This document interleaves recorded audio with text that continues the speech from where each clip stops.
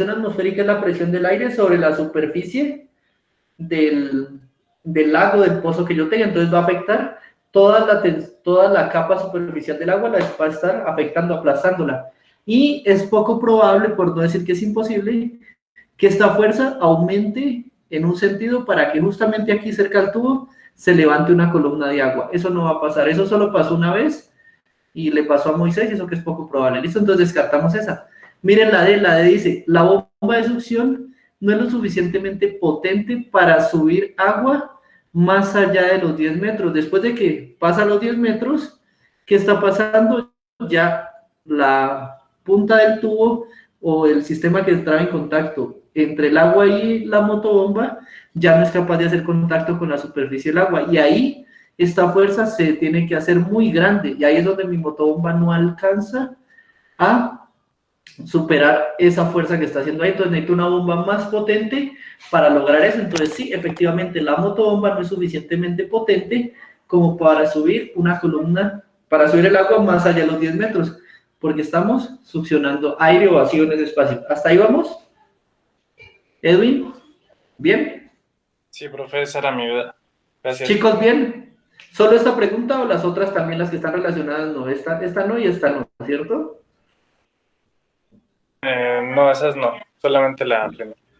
Listo, Edwin, un placer.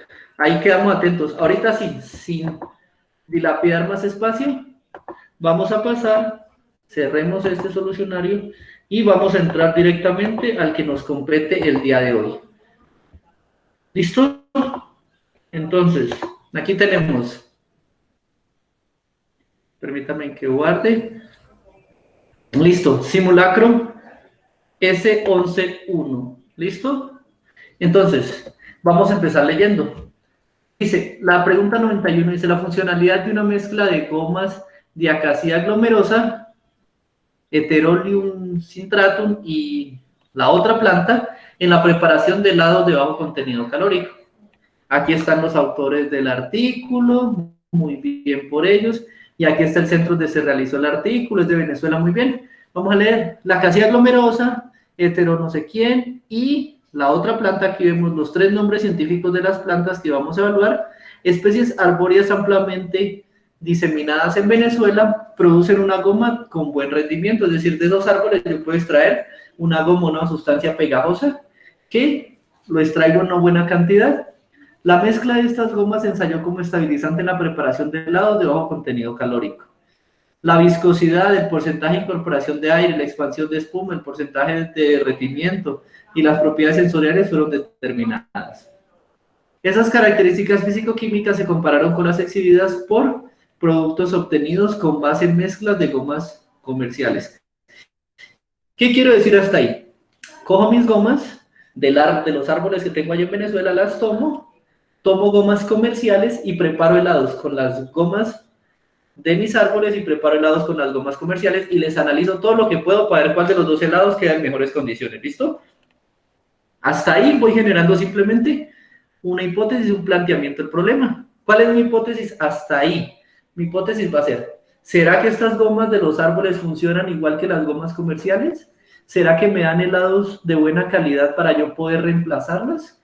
Eso podría estar pensando, entonces cojo y hago mis helados y ahora sí, estas características físico-químicas se compararon con las exigidas por los productos obtenidos con gomas comerciales. La mezcla de gomas de las especies estudiadas incrementó la viscosidad del sistema, por lo tanto favoreció una excelente incorporación y una distribución uniforme de aire, aportó textura y estabilidad durante el almacenamiento, mejoró la capacidad de expansión de la espuma, las propiedades de derretido.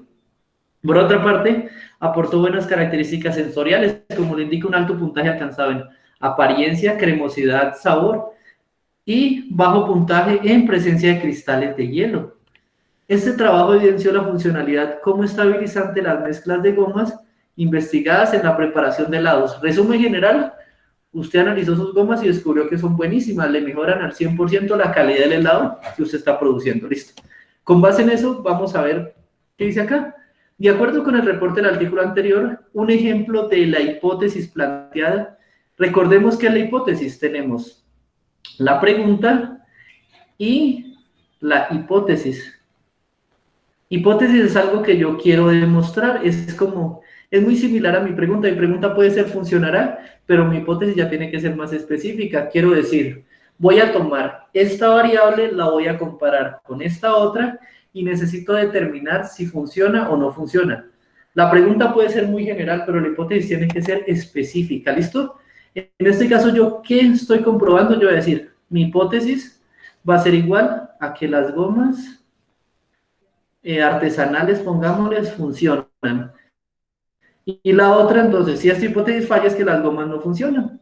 ¿Listo? Vamos a ver. A. El aumento de la viscosidad limita la migración de las moléculas de agua al núcleo del sistema, lo cual incide favorablemente la textura de los helados. En ningún momento de lo leído ahí estamos hablando de que la viscosidad afecte, simplemente es un parámetro que voy a medir para saber qué tan rico me quedó el helado. No sirve. ¿Listo? B. Los resultados obtenidos demuestran, ya lo usted decir, los resultados obtenidos demuestran, usted no está planteando una pregunta, usted está diciendo, lo que yo obtuve me confirma esto. Eso es como tal, la palabra resultado ya nos indica, después de la hipótesis vienen unos experimentos, ¿cierto? Después de los experimentos vienen unos datos. Esos datos usted también los puede llamar resultados. Yo obtuve en mi experimento que pasó tal cosa. Entonces, ya usted está hablando de resultados, no está hablando de una hipótesis. Falso también. Y no hay que seguir leyendo de ahí para arriba porque ya no. C. Las mezclas de gomas hidrocoloides pueden ser utilizadas como estabilizantes en la industria de los helados dietéticos. Pongamos eso como una pregunta. Las gomas, la mezcla de gomas puede ser utilizada. Ya el hecho de que ustedes miren, aquí cuando le coloca el puede ser, usted está diciendo que sí o que no, si se puede o no se puede hacer ese cambio. Ahí usted está planteando algo muy parecido a una pregunta, es más, si usted le pone signos de pregunta, le queda también. La mezcla de gomas hidrocoloides puede ser utilizada como estabilizante en la industria de los helados dietéticos. Podría responder, si se puede, no se puede, según lo que vimos, sí se puede, entonces esa podría ser una hipótesis. Veamos la D, la dice, la mezcla de gomas ensayadas, investigadas y comerciales demostraron, otra vez ya, demostrar, me lleva a que estoy hablando de unos resultados. Y la tendencia, cuando ya analizamos tendencia es porque ya hemos analizado los resultados y hemos generado conclusiones. La primera, la A, no tiene nada que ver, la B son los resultados, la C es una hipótesis y la D son conclusiones del sistema. Entonces, respuesta correcta, efectivamente, como estaba pensando Edwin, es la C. ¿Listo? ¿Hasta ahí, chicos? ¿Alguna pregunta? ¿No? ¿Seguro? Listo, muy bien. Entonces, hasta ahí vamos bien. Siguiente pregunta. Una persona llega a la estación de enfermería y la enfermera le coloca bajo la axila al paciente un termómetro de mercurio que inicialmente es una temperatura ambiente. Como resultado de la acción, explica qué le sucede al termómetro. Primero que todo, ¿quién tiene calor? ¿Usted que llega a la enfermería o el termómetro? ¿Quién emana calor? El que llega a la enfermería, ¿no? Efectivamente, su cuerpo es el que irradia calor. Entonces usted va a liberar calor. Listo.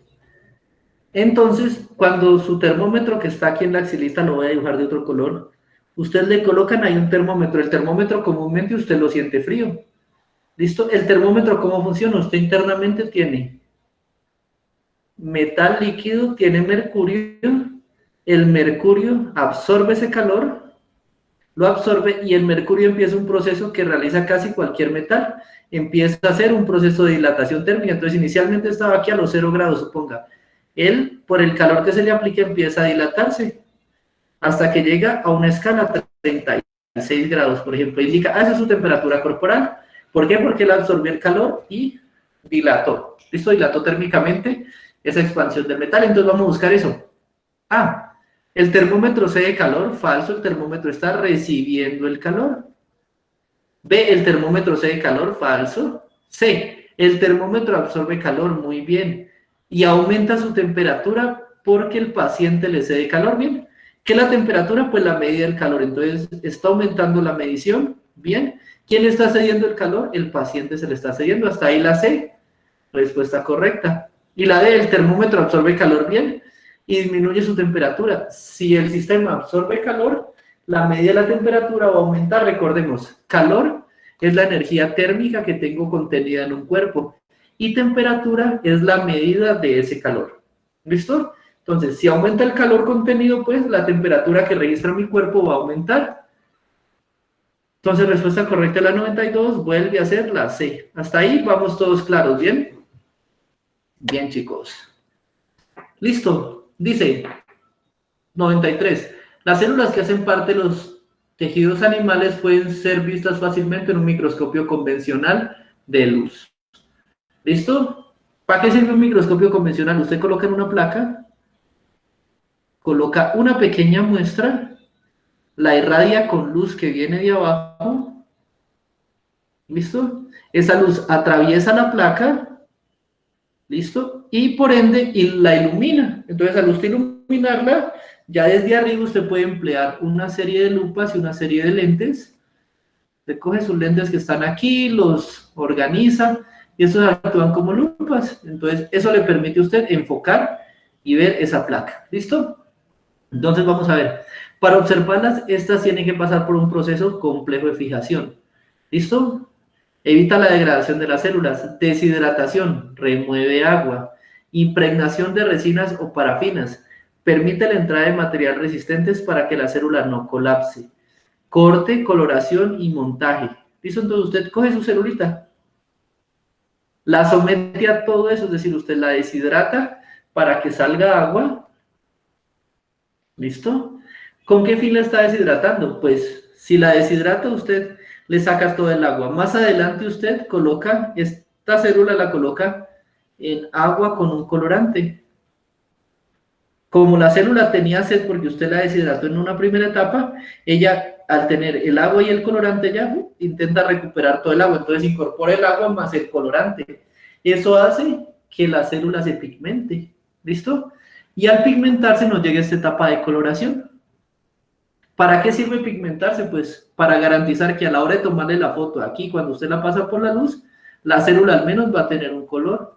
Y usted va a decir, ve, ahí donde, si su colorante es rojo, y usted pinta un tejido, lo observa así con el microscopio, ve, ahí donde me pinta, donde tengo punticos rojos, ahí están las células que yo necesito. ¿Listo? Eso sirve para colorar. ¿Listo? El estudiante realizó un montaje de células del cerebro del ratón. Hizo todas las etapas excepto la coloración. Listo, no coloreó las células. Y realizó la deshidratación hasta la mitad. Quiere decir que sacó la mitad del agua y además de eso no le aplicó colorante. Pues pensó que estas células con su color natural serían más interesantes. Vamos a ver qué le pasó. Probablemente al usted no pigmentar una célula, no colorearla, muchas veces las células en un corte tan fino como el que tiene usted extendido en la placa, comúnmente son translúcidas o no se ve tan claro.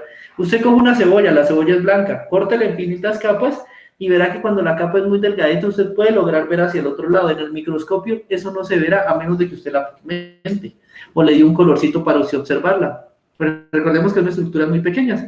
Al hacer el montaje el estudiante no observó nada. Muy bien, se observó todo transparente, translúcido. Esto pudo suceder porque al no colorear, muy bien, se le olvidó el pedazo, las células pueden haber quedado mal fijadas. La fijación es el proceso por el cual usted coloca las células en la placa. Eso no tiene nada que ver con el colorante. ¿Listo? Al no deshidratar, las células pueden haberse reventado. Cuando usted deshidrata, está sacando agua, ¿listo? Pero el hecho de no deshidratar no implica que las células van a absorber agua en cantidades mayores. ¿Listo? Reventar la célula comúnmente romper la pared celular y la membrana celular porque ingresa una gran cantidad de agua y la célula se revienta. Y eso no está pasando, usted no les está sometiendo a un proceso de sobrehidratación. Falso. C.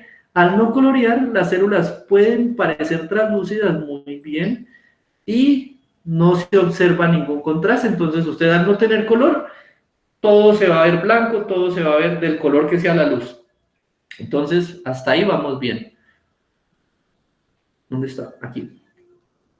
D. Al no deshidratar, al no sacar el agua, el corte de las células es imposible realizar. Cuando hablamos de corte, hablamos del cerebro. ¿Listo? ¿Y qué hace el cerebro? Entonces, el corte es literalmente sacar una pequeña cantidad de células en una capa muy fina del tejido y colocarlas sobre la célula, el cortar y fijar. Eso es una acción mecánica que no tiene nada que ver con los pasos de coloración, ni de tinción, ni de ningún proceso. Entonces, no tiene nada que ver. Respuesta correcta está ahí. Si no colorea, las células se le van a ver translúcidas. ¿Listo? Respuesta correcta de la 93, la C. ¿Estos chicos hasta ahí cómo van? Bien, ¿cierto? Sí, señor. Listo, eso, ese ánimo me gusta. ¿Alguna pregunta hasta ahora? No, continuemos. Dice, una de las formas más comunes de aplicar eutanasia a los animales con patologías incurables, como el cáncer de mama, es mediante la inyección de una gran cantidad de cloruro de sodio diluido. Entonces, vamos a aplicar cloruro de sodio. Eso causa la muerte de los animales. ¿Por qué lo causa? Vamos a ver, que actúa como anestésico y provoca un paro en el sistema respiratorio, ya que este componente compromete el equilibrio de sodio y potasio en las células. Las elevadas cantidades de potasio en el exterior de la célula comprometen las pulsaciones cardíacas y reducen la sensibilidad del sistema nervioso. La figura muestra cómo es el control de absorción de potasio y de sodio en el sistema. Entonces, lo primero que dicen, usted le van a dar una gran cantidad de cloruro de sodio diluido. Entonces, el exterior de la célula, permítame cambio de color, el exterior de la célula va a tener mucho sodio. Listo, tiene sodio hasta para echar para el techo. Miren, el sodio comúnmente, ven la flecha, el sodio dice, está en el interior de la célula, él va a salir. ¿Listo? Cuando hay mucho sodio afuera, ¿ustedes creen que ese sodio que está adentro querrá salir para aumentar la cantidad en el exterior? Eso, muchachos, muy bien. Si afuera hay mucho, usted no va a querer salir, usted va a preferir quedarse adentro, ¿listo? Entonces, ahí, por esa parte, el sodio se va a quedar adentro, entonces, de preferencia, no va a ocurrir ese proceso de migración. Al no salir sodio, el potasio también va a decir, bueno, si el sodio no sale, yo no entro. Miren que el potasio está en el exterior y su sistema natural es a ingresar. Esas bombas que están ahí o esas membranas de transporte que están ahí se llaman bombas de sodio-potasio. Por cada moleculita de sodio que sale, ingresa una de potasio y en el medio se libera energía. Si esto se detiene, la energía celular para. ¿Listo? Entonces, el gasto de energía celular para y la célula dice, bueno, yo no voy a gastar energía, me quedo quieta. Ahora, veamos a ver qué puede pasar aquí. Lo que puede pasar también es que recuerden que el medio interno y externo tiene agua. Agua y agua. Aquí viene un proceso que se llama ósmosis. Ese sí lo tenemos que saber. Ósmosis es el flujo de agua desde un lugar donde hay menor concentración de solutos hacia un lugar donde hay mayor concentración. El agua quiere ser un disolvente, el agua quiere disolver, por tanto, ella lo que va a hacer es, en este proceso, va a tender a salir. Dice, acá afuera hay tanto sodio que yo mejor me voy para afuera y allá afuera los empiezo a disolver, a bajar la concentración. Entonces, la célula también se empieza a deshidratar. Eso es el problema con el equilibrio de sodio y potasio, que el agua empieza a salir de la célula tan rápido que la célula se deshidrata. Cuando la célula se deshidrata, ella trata de funcionar, pero como está fallando energéticamente y hay poca agua, ya no puede moverse y causa como tal el colapso del sistema nervioso y la reducción de las pulsaciones. Veamos a ver. Según el gráfico y el enunciado, el cloruro de sodio actúa como veneno, ya que la gran cantidad de sodio dentro de la célula, ¿el sodio estaba dentro de la célula o afuera de la célula? El sodio estaba afuera de la célula, era extracelular, entonces no puedo decir que estaba dentro, falso. B, la gran cantidad de potasio dentro de la célula aumenta la salida de sodio. Primero, estoy agregando potasio, estoy agregando cloruro de potasio o cloruro de sodio. Muy bien, estoy agregando cloruro de sodio, entonces no es que haya una gran cantidad de potasio, el potasio se mantiene regulado, ¿listo? Y miren que el potasio no está dentro de la célula. Él entra, pero comúnmente se encuentra en mayor cantidad afuera. Entonces, no voy a decir que el potasio es el que se me va a ver afectado. El que me va a ver afectado es el sodio. Ahora, veamos la C. La C dice, es una cantidad de sodio, ya que es una cantidad de sodio que viene del exterior. Efectivamente, el sodio se acumula en el exterior y no hay suficiente potasio para poder equilibrar el medio osmótico. ¿Qué quiere decir? Hay tanto sodio afuera que, recuerden, por cada molécula de sodio que entra o que sale, hay una de potasio que entra o que sale. ¿Listo? Si tengo 100 moléculas de sodio afuera y solo hay una de potasio, esa de potasio no va a ser suficiente como para entrar y salir tantas veces que se equilibre el sistema. Entonces, como hay un exceso de sodio, muy posiblemente sí habrá un potasio insuficiente. Entonces, esa podría ser una respuesta correcta. Pero descartemos la D, a ver por qué no. Ya que es una cantidad de sodio que viene del exterior, muy bien, el sodio está en el exterior, y no hay suficiente potasio que entre a la célula para poder equilibrar el medio. En este caso, no necesito que el potasio entre y se mantenga adentro, necesito que el potasio entre y salga y se equilibre. Hay un equilibrio en el sistema, entonces esa parte de que se mantenga adentro no me interesa, me interesa la C. La C es entre y se establezca un equilibrio entre la entrada y la salida, lo cual favorece ese medio osmótico. ¿Qué es el medio osmótico? Pues el flujo de agua. Entonces, chicos, respuesta correcta la 94, la C. ¿Listo, chicos? ¿Alguna preguntita? Hola. Bien. Listo. Continuemos con la 95. La 95 dice, el retículo endoplasmático se encuentra en la célula animal y en la célula vegetal. Y es un organelo que tiene apariencia de una red de tubos aplanados y sacos comunicados entre sí. Miren, aquí está. Este retículo endoplasmático parecen como arrugas puestas una encima de otra. ¿Listo? Este organelo interviene en funciones relacionadas con la síntesis de proteínas, metabolismo de lípidos y algunos esteroides, así como el transporte en el interior de la célula. Entonces, él regula el transporte de sustancias en el interior y además de eso, ¿por qué es importante para la síntesis de proteína? Porque miren estas bellezas que están ahí. Sobre el retículo endoplasmático rugoso usted va a encontrar depositadas una gran cantidad de ribosomas. ¿Y los ribosomas qué hacen? Los ribosomas son organulos que toman el ARN que viene del núcleo. Cuando sale ese ARN, viaja por aquí por el retículo hasta que se encuentra un ribosoma, y al ribosoma le da la orden de sintetizar una proteína. ¿Listo? Esa es la primera etapa. Y el metabolismo de lípidos es porque aquí en el retículo endoplasmático liso, los lípidos llegan y ahí hay unos pequeños organulos que se llaman lisosomas, que también toman esos lípidos y los convierten en energía. ¿Listo? Los metabolizan. ¿Listo? Así como el transporte. Y todo ese interior, ahí a través de eso empiezan a entrar sustancias y a salir sustancias. Entran por lo menos agua y de los ribosomas saldrán proteínas, al retículo también llegarán lípidos y saldrán productos de degradación de los lípidos, de metabolismo. Entonces, es un proceso en el cual en el retículo endoplasmático estoy moviendo y entrando sustancias. Vamos a ver qué nos dicen. Según el enunciado y la figura, entre los tubos aplanados y los sacos en el retículo endoplasmático, las interconexiones entre los tubos aplanados y los sacos, es decir, esos canales que hay aquí, son necesarias, ya que en esas conexiones entre esos saquitos, entre esos caminos, entre esos tubos, ¿qué me permite a mí? Básicamente me permite entrar y sacar sustancias de esta parte del organismo. Vamos a ver.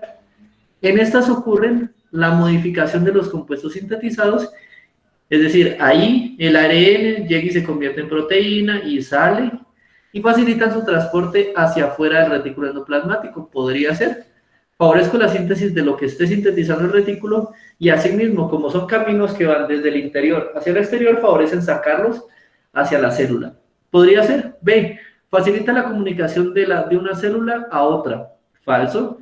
Estos están en el interior de la célula. Entonces, aquí tengo una célula, aquí queda mi retículo endoplasmático liso y rugoso. Él no me favorece a mí que las células se comuniquen entre ellas. No afecta. Entonces, descartamos esta parte. ¿Listo? C. En esta se facilita el intercambio de compuestos que proporciona equilibrio osmótico entre una célula y otra. Nuevamente caemos en el error de que dice que entre una célula y otra. No pasa eso. Y la D dice, en estas ocurre la modificación de los compuestos sintetizados. Muy bien. Se modifica ARN, pasa al ribosoma, se convierte en proteína, puede pasar y facilitan su transporte hacia el interior. Comúnmente del núcleo va hacia el citoplasma, el núcleo va hacia la célula, pero en la célula ella no ingresa información al núcleo, entonces el flujo es desde el núcleo hacia afuera, no desde el núcleo hacia adentro, entonces esa nos dice que va hacia el interior. Falso. Respuesta correcta de la 95 sería la A. ¿Listo, chicos? ¿Hasta ahí alguna pregunta? ¿Quedamos claros?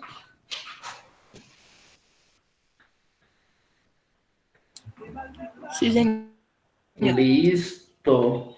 Muy bien, la otra dice, un grupo de estudiantes realizó un experimento para comprobar cómo se comporta el volumen de un gas al variar la temperatura y realizó el siguiente montaje. Cogió una jeringa, le colocó gas adentro, la presionó y la metió dentro de agua caliente y empezó a calentar el agua. A partir del experimento anterior se obtuvieron los siguientes resultados. La presión, miren, 0,8 para todos los datos, es decir, la presión se mantuvo constante. Ahora, volumen y temperatura. ¿Cuál es la variable independiente aquí? Vamos a analizar la variable independiente o la que yo puedo controlar yo con el mechero, puedo decir a qué temperatura tengo el agua. Entonces, variable independiente, temperatura. ¿Listo? ¿Qué pasa? Miren, tengo aquí temperaturas altas y observo que van bajando. ¿Qué pasa? Temperaturas altas, tengo un valor de 22.4 mililitros. Bien. Ahora, voy bajando la temperatura. ¿Qué pasa con el volumen? Ah, el volumen también va bajando. La única trampa que tiene esto es que nos muestra desde el valor más alto hasta el valor más bajo. Y uno normalmente en una tabla está acostumbrado a ver desde los más pequeños hasta el más grande. Aquí está al contrario, listo, pero miremos. Si el volumen se hace más pequeño, la temperatura también se hace más pequeña.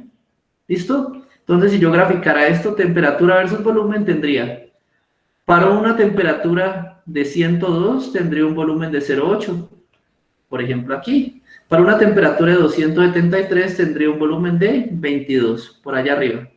Entonces, eso me indica volumen, como crece a medida que crece la temperatura, volumen directamente proporcional a la temperatura. Si el volumen decrece, la temperatura decrece, o sea que son directamente proporcionales. ¿Listo? Si uno crece, el otro decrece. Si uno aumenta, el otro aumenta. ¿Listo? Eso es ser directamente proporcional. Veamos. De acuerdo con la información anterior, se puede concluir que la relación entre el volumen y la temperatura en el interior de la jeringa A es inversamente proporcional, falso. B es inversamente proporcional, falso. C es directamente proporcional, muy bien, porque el volumen del gas aumenta al disminuir la temperatura. Eso es falso, el volumen del gas aumenta si la temperatura aumenta. Miremos, si este va más arriba, entre más arriba esté la temperatura, más arriba está el volumen. ¿Listo? Este de aquí, por ejemplo, miren, comparen volumen 1, volumen 2, temperatura 1, temperatura 2 es más grande, entonces entre más grande la temperatura, más grande el volumen. Falso esta parte de aquí. Y la D, directamente proporcional, es muy bien, porque el volumen del gas aumenta al aumentar la temperatura. Muy bien, respuesta correcta era 96, la D. ¿Entendido, chicos? Fácil, rápido y sencillo. Por eso es importante que ustedes aprendan a leer estos factores de proporcionalidad. Directamente proporcional, si una variable crece, la otra crece. Inversamente proporcional, ¿qué es? Si una variable crece, la otra se hace más pequeña. Eso es inverso. ¿Listo? Y por tanto, si esta se hace grande, la otra se hace pequeña. O si esta se hace pequeña, la otra se hace grande. Eso es inversamente proporcional. Y directamente proporcional es, si esta crece, la otra también crece. Si esta baja, la otra variable también baja. ¿Listo, chicos? Eso es lo que tenemos que tomar en cuenta allí. Bien. Continuamos con la 97. La 97 dice, la solubilidad es la capacidad que tiene un compuesto para disolverse en otro y se expresa mediante porcentajes, como el porcentaje peso a volumen. ¿Listo? Aquí tenemos entonces Gramos de soluto sobre mililitros de solución por 100 es un porcentaje peso-volumen. Un laboratorio cuenta con los siguientes materiales: vaso de precipitados, que se usa para medir volúmenes; balón aforado, que también se usa para medir volúmenes; pipeta, que se usa para medir volúmenes, pero pequeños, y comúnmente, miren la forma, es como un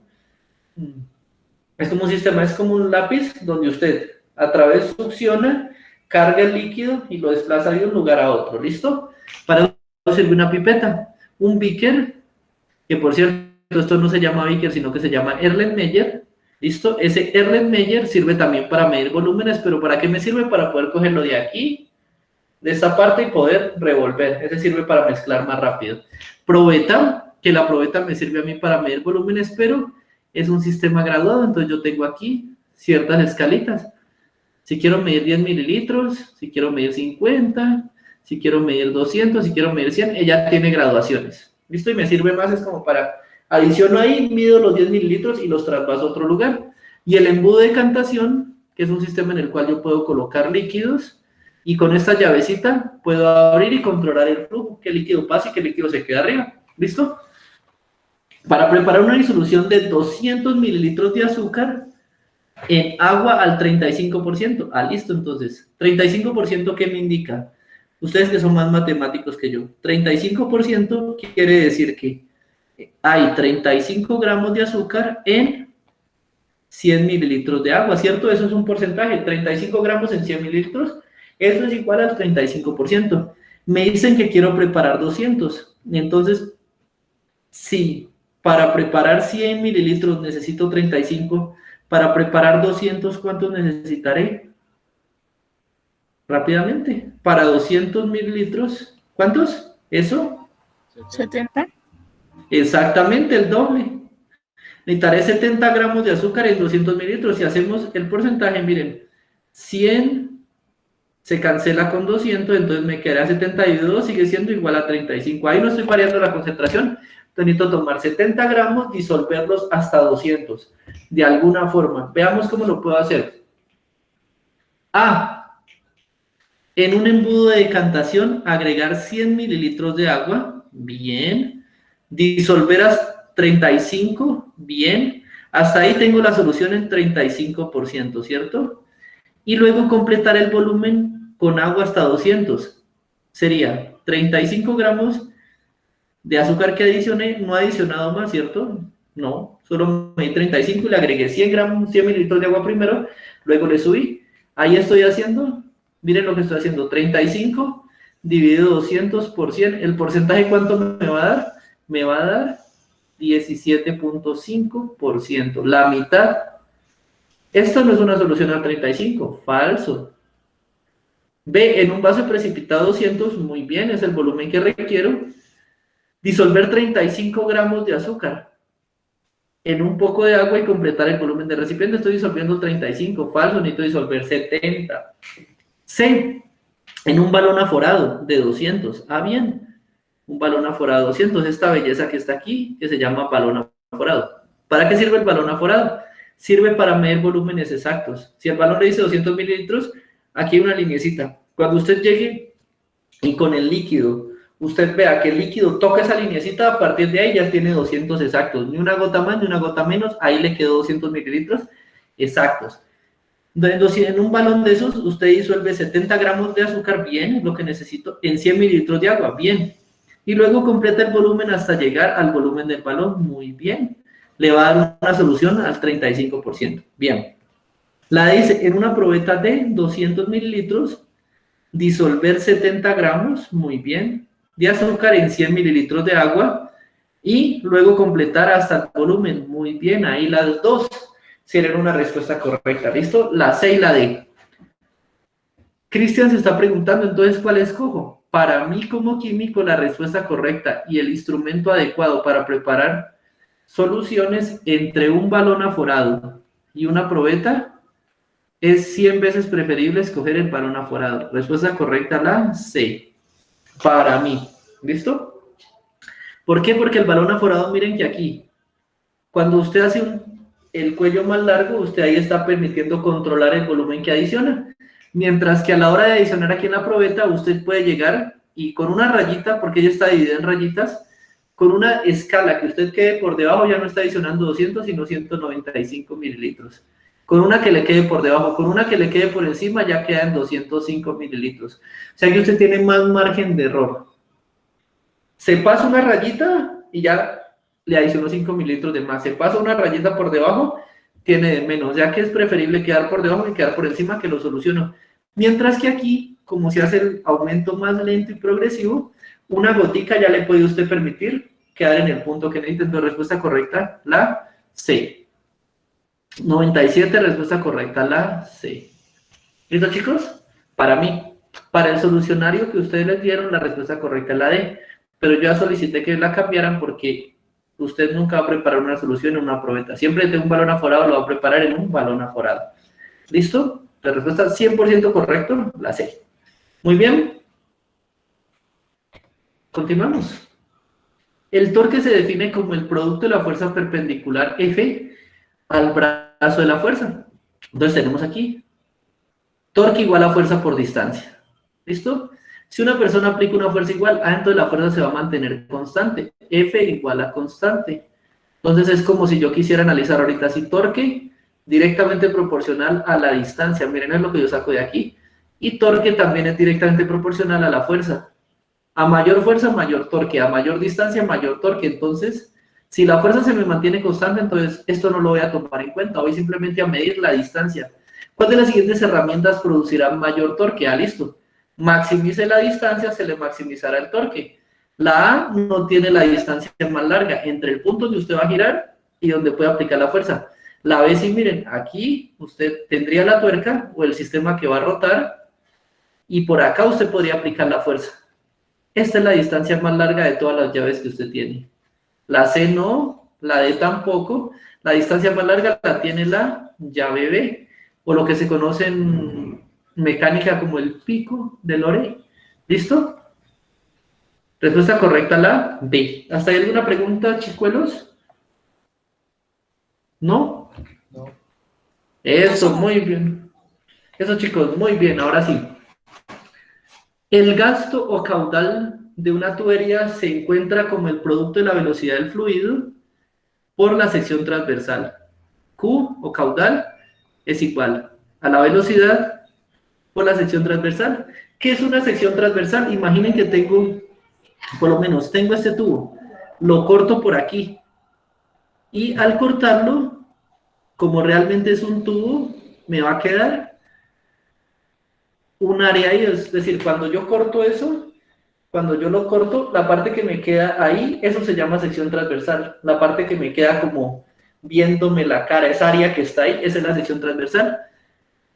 El tubo B, si usted lo corta aquí, esta capa que le queda aquí es la sección transversal del B, y acá A sería, esa es la sección transversal. ¿Listo? Es decir, es el área que le quedaría en ese corte. ¿Listo? Circula agua por un tubo horizontal de secciones transversales circulares A, B y C, como muestra la figura. ¿Listo? La velocidad del fluido de la tubería es, vamos a ver entonces, ¿nos interesa la velocidad? Entonces la voy a despejar. Caudal sobre sección transversal es igual a la velocidad.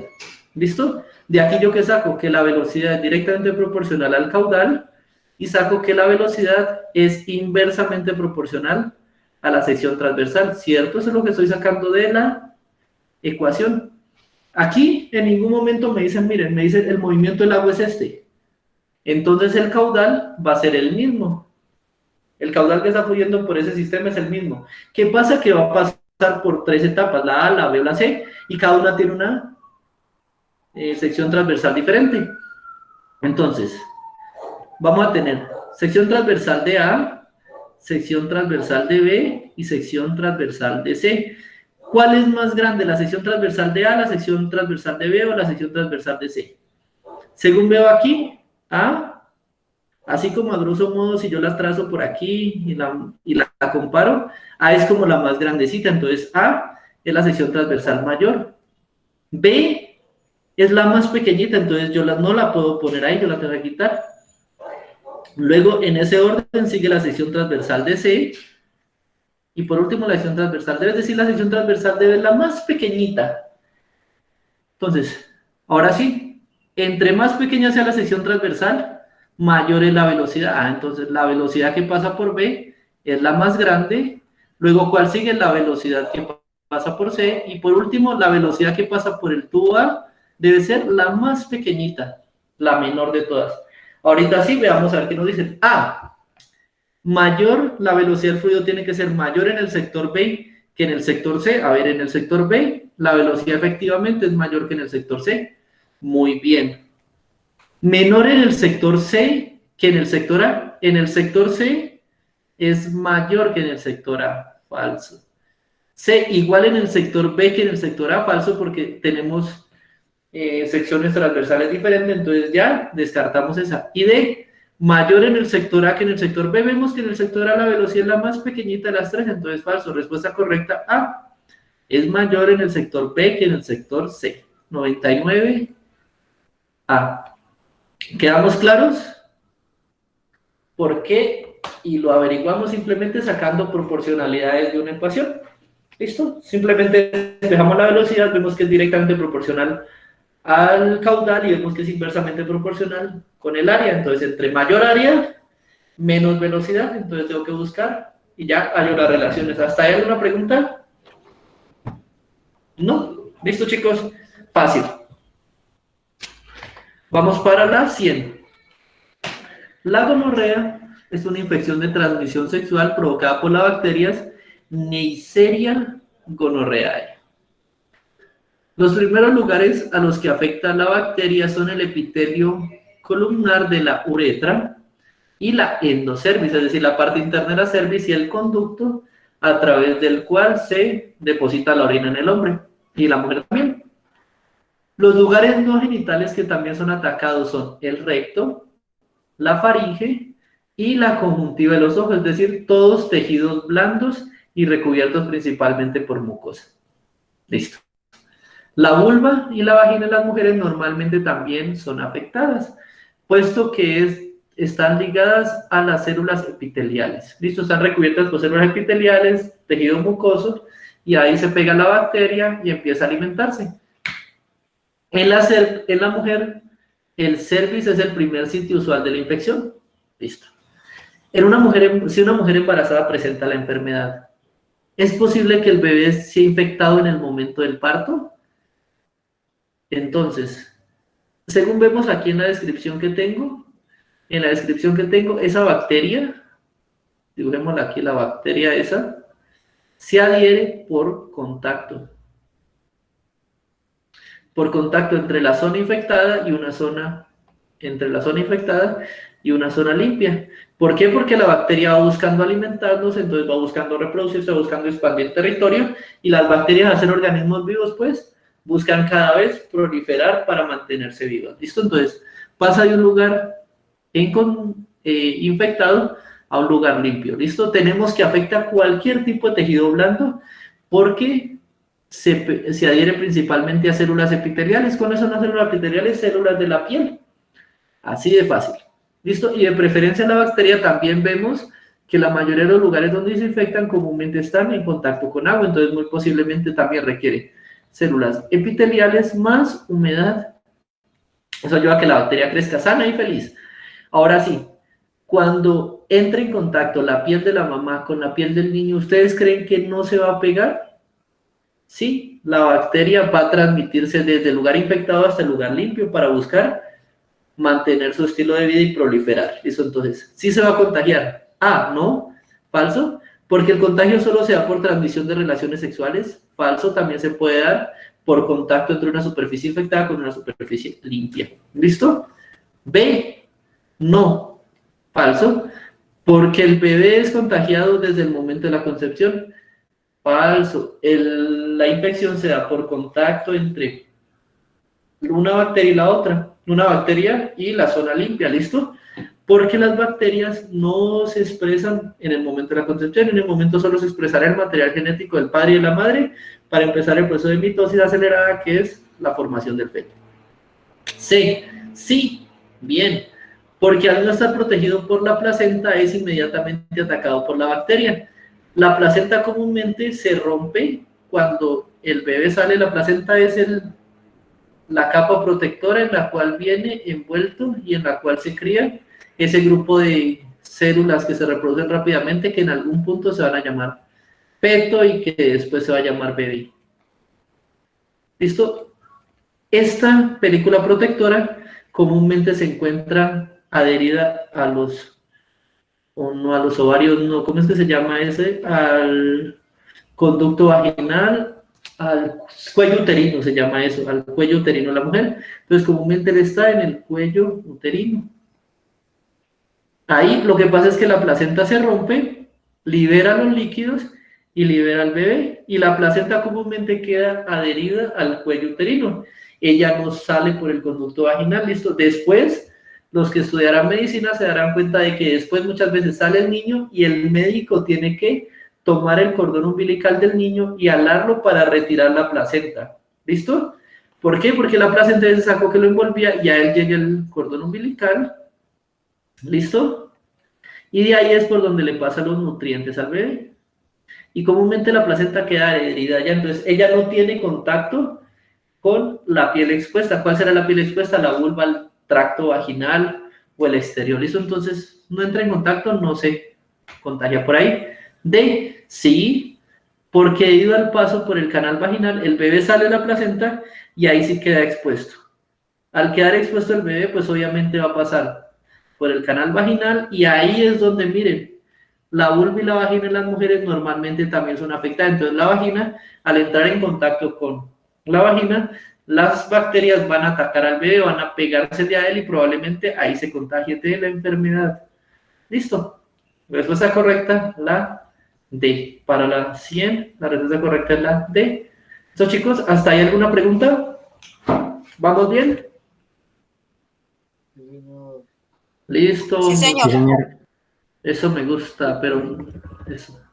Espérenme que casi me dejan sordos de la emoción. Listo. Hasta ahí vamos bien. Continuemos y repartémonos aquí.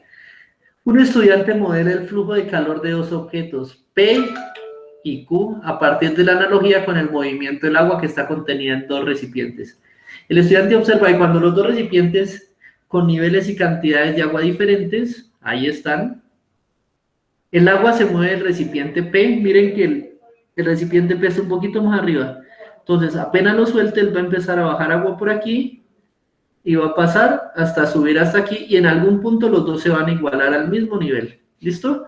Hasta que los dos tienen el mismo nivel de agua. Entonces, el agua está fluyendo del recipiente P hasta el recipiente Q hasta equilibrar las cantidades de agua. En el modelo, el nivel del líquido representa la temperatura. Ah, listo, entonces, este nivel que está aquí es temperatura. Listo. Entonces me está queriendo decir que el agua va a fluir de un lugar a otro hasta que la temperatura se equilibra. ¿Listo?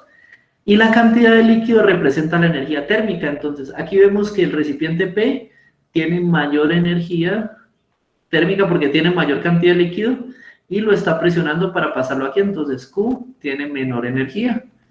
Esa homología que nos dice, cuando usted tenga dos cuerpos y los haga entrar en contacto, ese tubito de aquí es el contacto. Cuando usted tenga dos cuerpos y los haga entrar en contacto, aquel que tenga mayor energía térmica va a tener, por tanto, una mayor temperatura. Cuando entren en contacto con otro que tiene menor energía térmica y menor temperatura, el calor va a fluir del que está con mayor energía y mayor temperatura, va a fluir hacia el que tiene menos temperatura. Y en algún punto, las temperaturas de ambos se van a igualar, de ambos cuerpos se van a igualar. Cuando se igualen esas temperaturas, ya hay un equilibrio térmico. Equilibrio térmico. Listo. Eso es lo que nos quiere decir ahí. Veamos qué nos preguntan. Según el modelo, se colocan dos objetos de diferentes tamaños. Volumen, aquí dice, volumen de Q es mayor al volumen de P. Listo. Y temperaturas.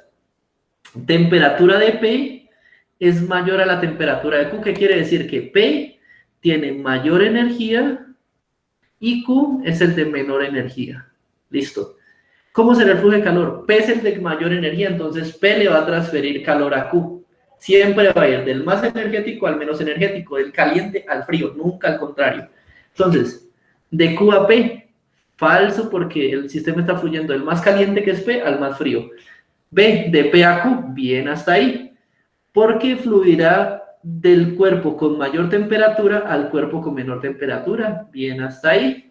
La C dice, de P a Q, porque fluirá del cuerpo con menor temperatura al cuerpo con mayor temperatura. Falso, siempre fluye el de mayor temperatura al de menor. Y la D, de Q a P, falso, porque siempre va a ir del de más caliente al más frío. Entonces, respuesta correcta al de aquí, la B.